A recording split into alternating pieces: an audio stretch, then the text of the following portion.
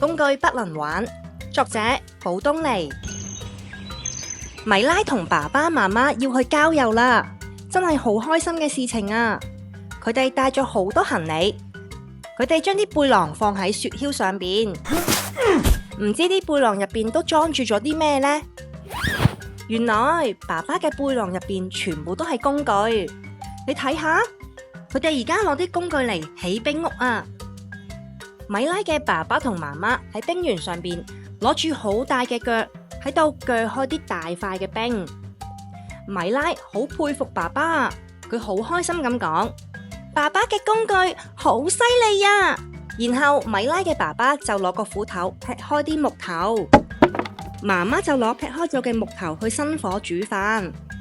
米拉喺一邊除咗加油，咩都做唔到啦。佢好想摸摸爸爸嘅工具啊！佢心諗，爸爸嘅工具真係好犀利，我都好想好似爸爸咁樣啊！整理好之後，爸爸就開始煮飯啦。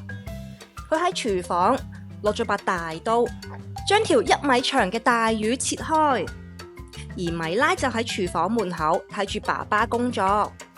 食完飯之後，到咗夜晚，爸爸就喺個冰屋嘅隔籬，用個鋤頭鑿咗一個圓形嘅窿出嚟。哇！一隻海豚即刻跳上嚟啊！真係好犀利啊！米拉簡直係好佩服佢爸爸。米拉好想好似佢爸爸一樣咁犀利。佢一路諗就一路瞓喺冰屋嘅床上邊，仲發夢見好似爸爸咁勁攞啲工具出嚟工作啊！喺個夢入邊，米拉拎住個大腳，好快就起咗一座冰嘅城堡出嚟。哇，真係好犀利啊！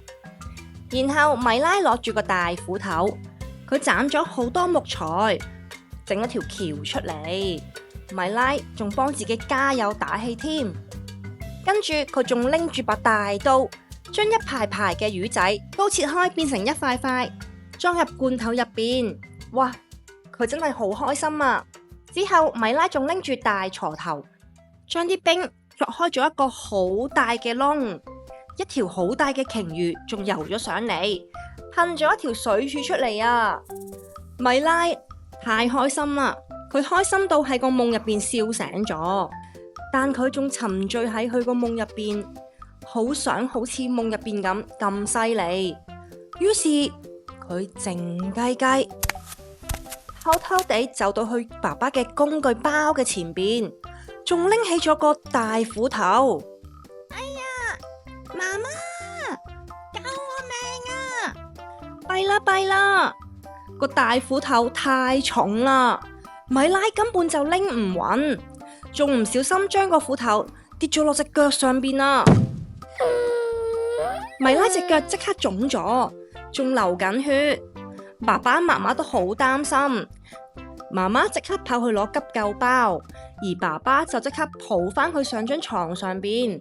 爸爸好擔心咁講：爸爸嘅工具好重噶，而且好鋒利，小朋友係唔可以掂噶。你仲細個，仲未到可以用佢嘅年齡啊！米拉聽完爸爸嘅說話之後，佢都覺得好後悔，唔應該亂咁去攞啲工具嚟用。後嚟米拉嘅郊遊就咁結束咗啦。佢一隻腳綁住個大繃帶，坐喺雪橇上邊，同爸爸媽媽一齊返屋企。媽媽仲一直喺度安慰佢，應承佢等佢腳好返，就會再同佢嚟郊遊。喺返屋企嘅路上，米拉仲見到另一架雪橇上邊有一隻包住繃帶嘅小鹿。兩個雪橇嘅爸爸互相打住招呼，喺度問對方究竟發生咩事呢？點解兩個小朋友都包住隻腳嘅呢？原來佢哋都係偷偷用咗爸爸嘅工具，唔小心整損咗隻腳啊！兩個爸爸都笑起上嚟。瞓喺個雪橇上邊，米拉忽然見到好遠嘅海面噴出咗啲水柱。哦，原來嗰個係佢夢入邊見過嘅鯨魚嚟噶。小朋友記得嗰啲爸爸媽媽嘅工具，我哋唔可以亂咁掂噶。如果真係好奇想摸下佢，一定要爸爸媽媽喺度問清楚佢哋話 OK 啦，你先可以摸下佢噶。等你大個咗，你就可以用噶啦。今日嘅故事講完啦。